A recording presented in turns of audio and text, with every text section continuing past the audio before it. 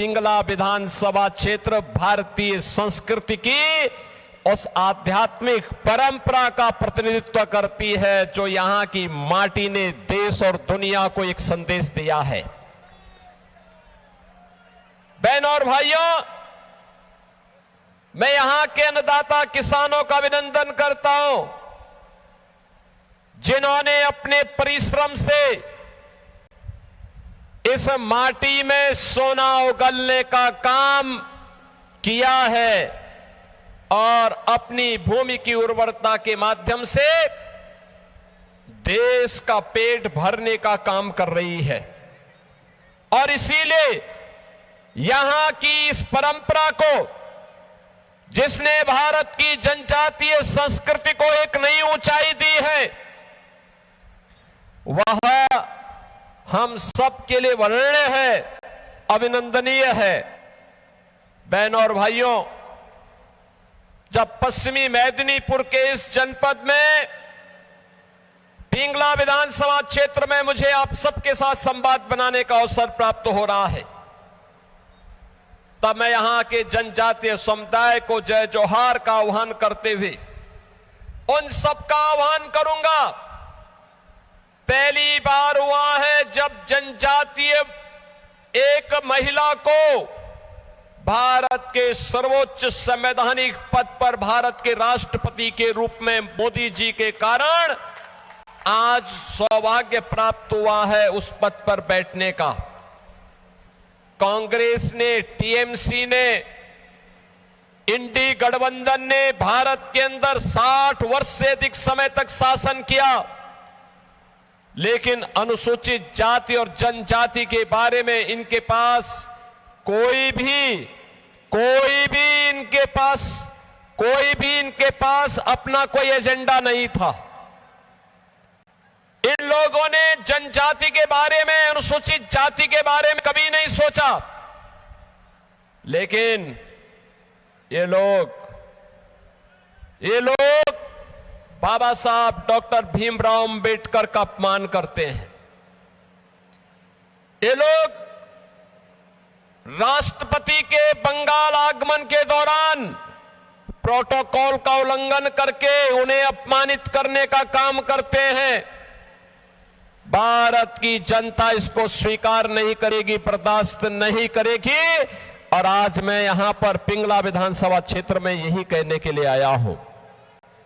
बहनों और भाइयों, ये चीजें दिखाती है इनका जो व्यवहार महामहिम राष्ट्रपति जी के प्रति था, वही व्यवहार टीएमसी, कांग्रेस, डीएमके, एसपी, इन सब का भी हाल ही में संसद सत्र के दौरान भी रहा।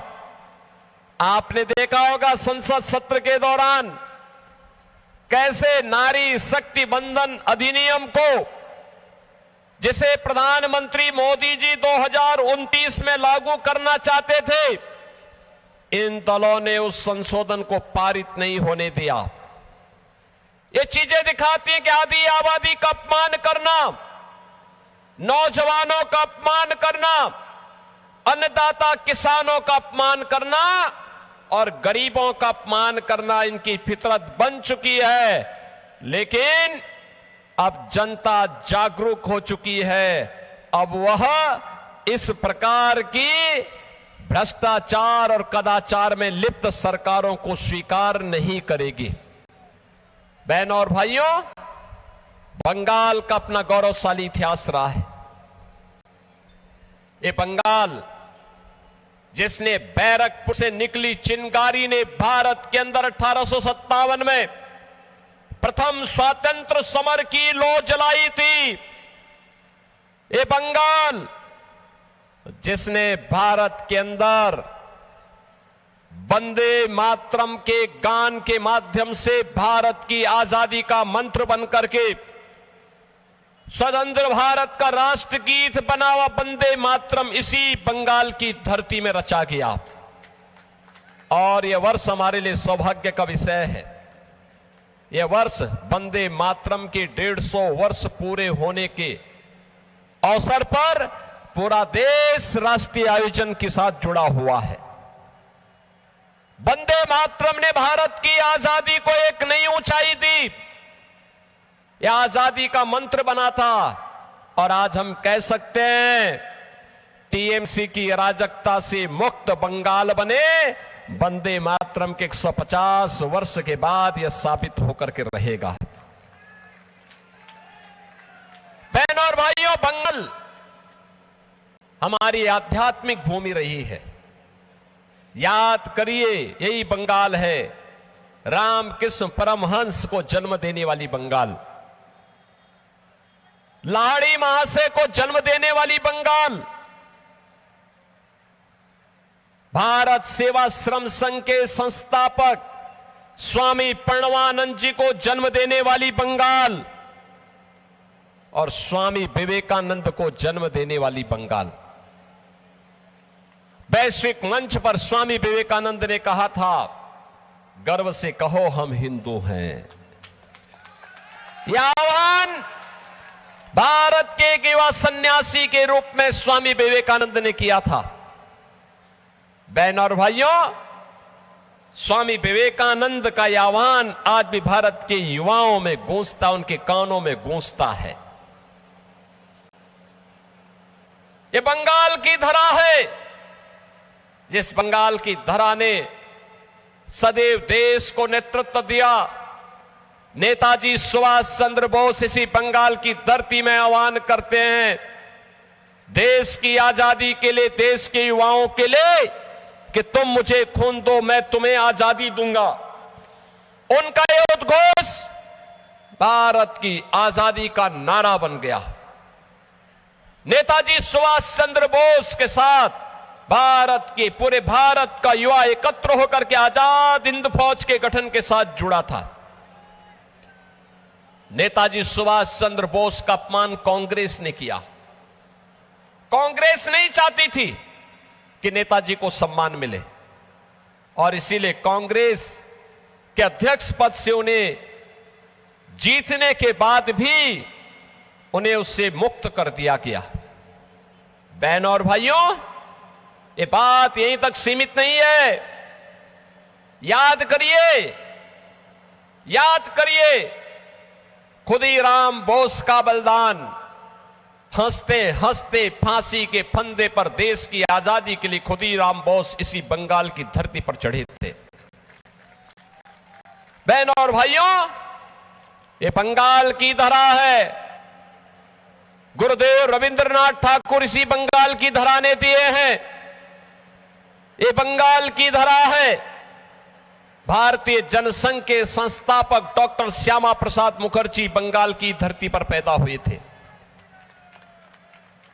बहनों और भाइयों, डॉक्टर श्यामा प्रसाद मुखर्जी ने कांग्रेस की उस तुष्टीकरण की नीति का विरोध किया था जो कांग्रेस ने कश्मीर में धारा 370 लागू करके कश्मीर को भारत से अलग करने की साजिश की थी।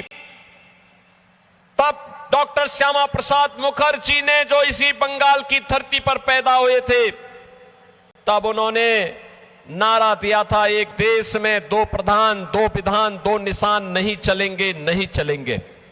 और बहनों और भाइयों, बंगाल से निकली हुई आवाज भारत की आवाज बनी और देश के यशस्वी प्रधानमंत्री मोदी जी के नेतृत्व में कश्मीर में धारा 370 समाप्त हुई।